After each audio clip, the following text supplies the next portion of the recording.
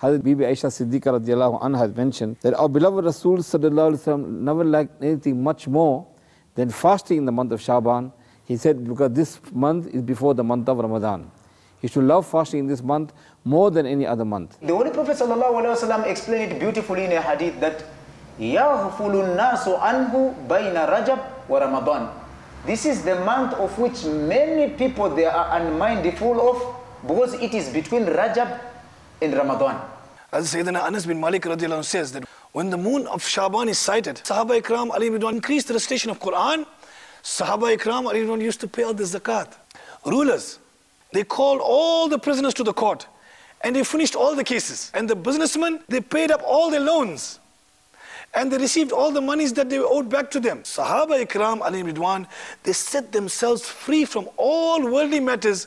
And when they saw the new moon of the holy month of Ramadan al-Mubarak, Sahaba Ikram sit in i'tiqaf from the beginning of the month of Ramadan.